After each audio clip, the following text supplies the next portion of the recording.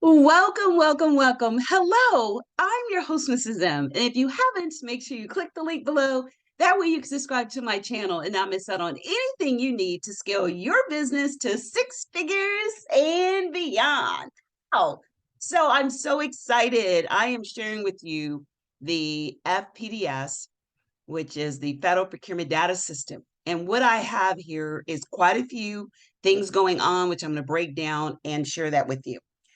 So, what I like to do is make it simple. And one of the ways I do that is to look for contracts that have a certain dollar amount, a certain time frame before they expire. Then I look for I'm looking for some that only receive between 1 and 3 offers. Now, let's look at what that means. If you're looking to win a contract between 2 months and 90 days, this is one of the best and fastest ways to do it, more than almost any other way. And the reason is because you start to see a pattern. You start to see a pattern of the same companies that are winning, which allows you to do research on why they're winning. You also get a chance to start seeing if there's a pattern with the type of contracts and, more importantly, the contracting officer that is actually awarding the contracts. Now, my strategy is like this. I want to do micro purchases and simplified acquisition procedures. And the micro purchase and simplified acquisition procedure are going to be within a certain dollar amount. Micro purchases are 10K and under, which are a part of the simplified acquisition procedure, which is SAP. They're up under the SAP, which is a simplified acquisition, simplified acquisition procedure. Now, the SAP is the 250. 250 and under is the simplified acquisition procedure. And under there is the threshold. That's where the thresholds come in. So 250 is the threshold for one. And under the micro purchase, it is 10K as of right now while I am doing this video. Now, I like those because they're what we call under the radar. They're flying under the radar. A lot of people aren't noticing. They're not really looking for them. And they're easier for someone who wants to win several of those and someone that is just getting started. So what do we need to do? So the first thing we need to come to is FPDS.gov, which I'm sharing my screen and actually showing you that. And then the other thing we need to do, and let's just make sure that I have the share the sound. So the other thing we need to do is we need to make sure that once we've come to FPDS.gov and we have honed in on setting our filters, there's several filters you can set. This is just one of many. So I usually do about 5 filters. What I want to find out is the award date. When is it going to be completed? Because what I'm going to do is mark it to the contracting officer when the award is going to be completed within a month or two. Why? Because that is when more than 70% of the bids are actually put out and rebidded on. I want to be in that running where that contracting officer gets to know me and they're looking at me as a viable option. So in order for me to do that, I've got to build the relationship. Where if I'm not meeting them at a networking event, let's say I work 9 to 5, which a lot of us do, and we just don't have the time to do a lot of networking. Maybe you haven't set up your LinkedIn page, which is something else, is one of the main ways that government contractors and just government in general seem to do more networking and more communicating on LinkedIn than any other platform. And let's say, for instance, you are a little shy.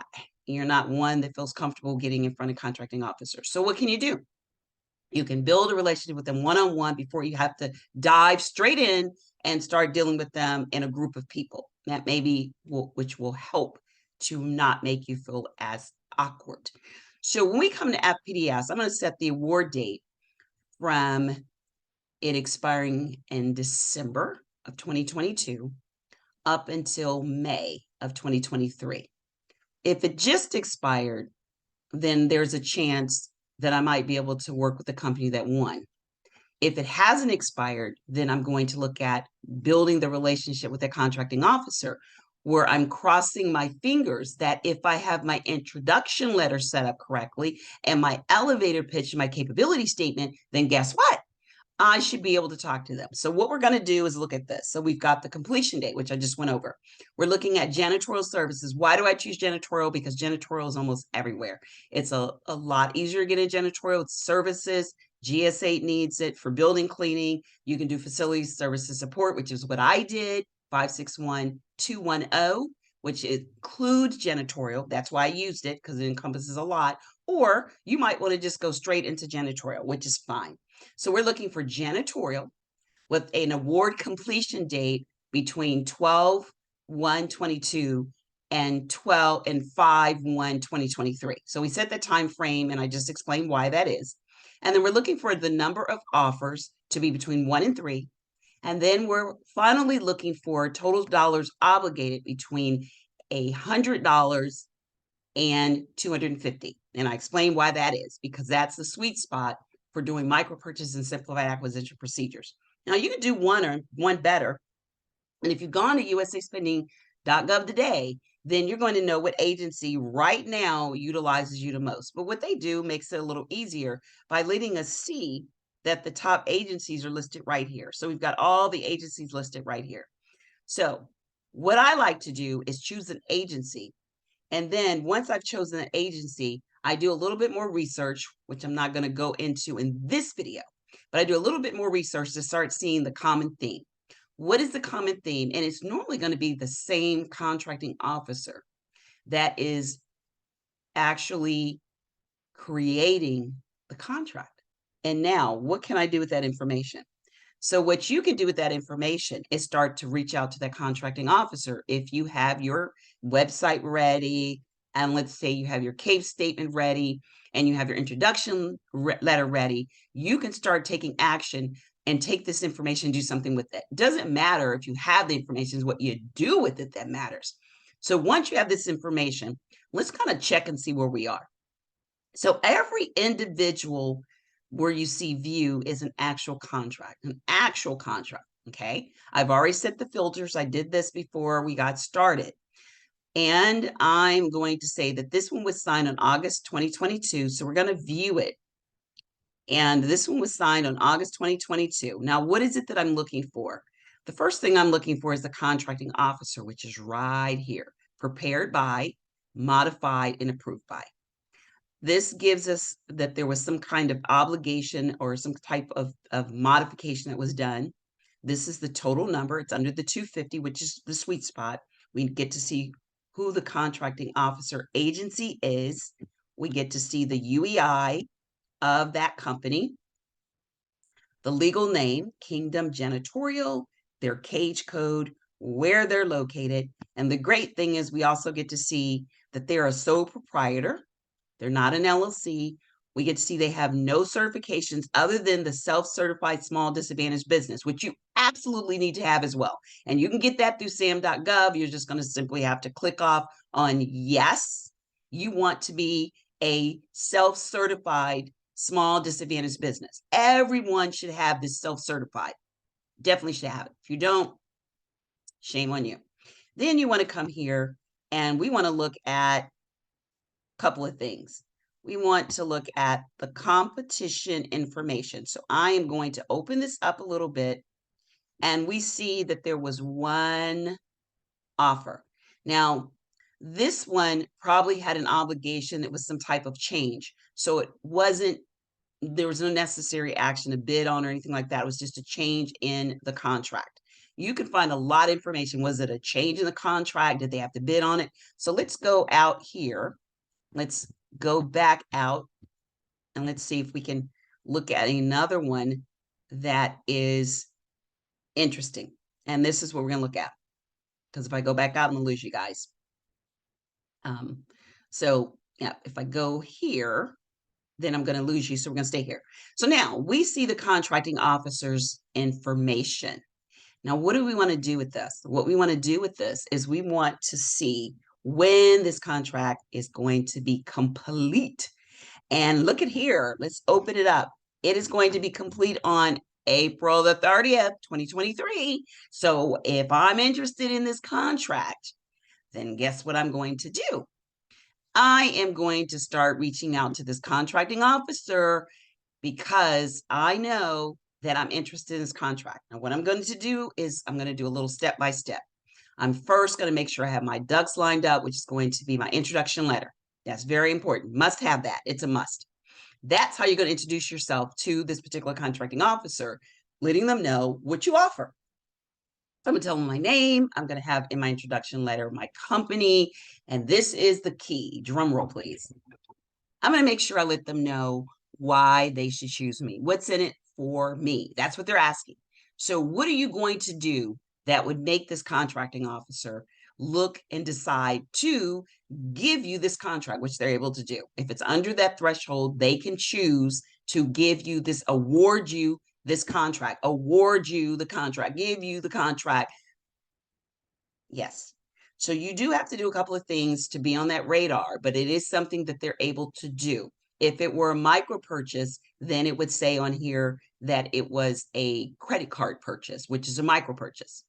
So if it says on here it was a credit card purchase, which is a little down further in the body of this, then you know it was a credit card purchase with the micro purchase, which is something is great.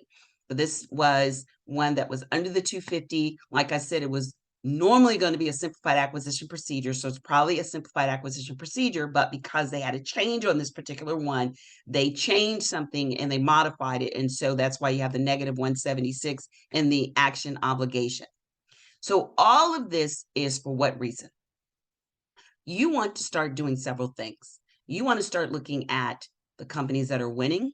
You want to start looking at the contracting officers, do your due diligence, start gathering that data, start looking at the dollar amount.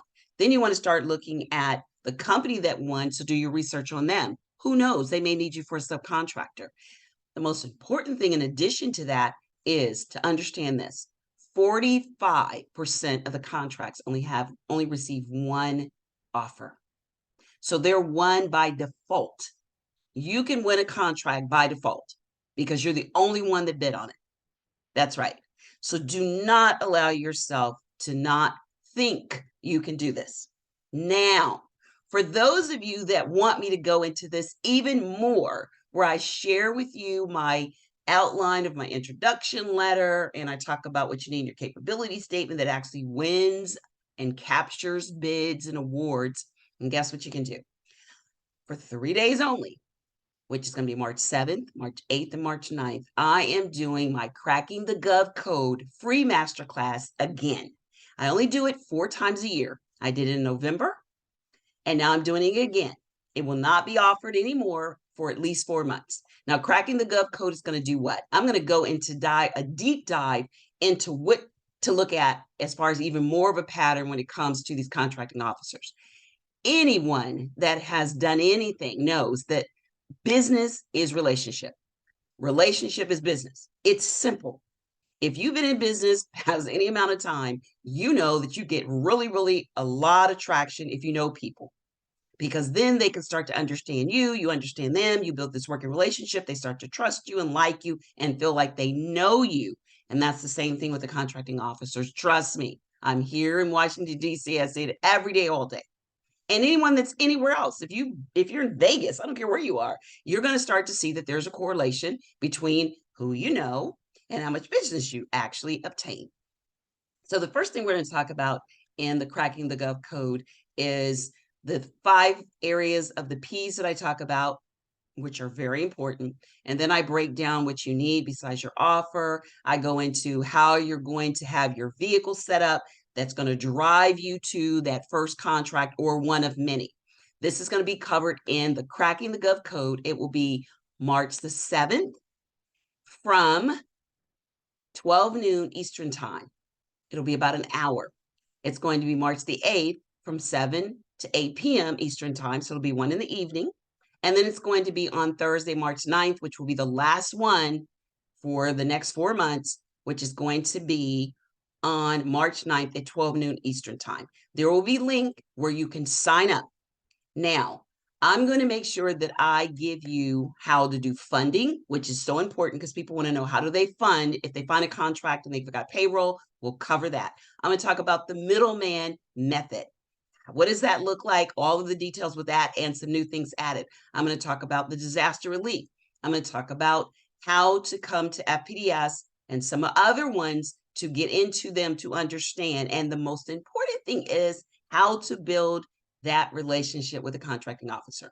All of this will be, I'm going to talk about what you need to do, what you need to do to build the relationship, what you need to do once you get to federal procurement data system, what you need to do when you go to acquisition.gov, what you need to do when you look at a couple of the platforms that we use, but I'm going to make sure that you have some that are free and some that are paid. But all of this will be covered in my Cracking the Gov Code free masterclass, where I go into all of this detail and more. And I'd love to see you there. Like I said, it's going to be between March 7th and it's going to be 12. Tomorrow, it's going to be 12 p.m. to around 1:15.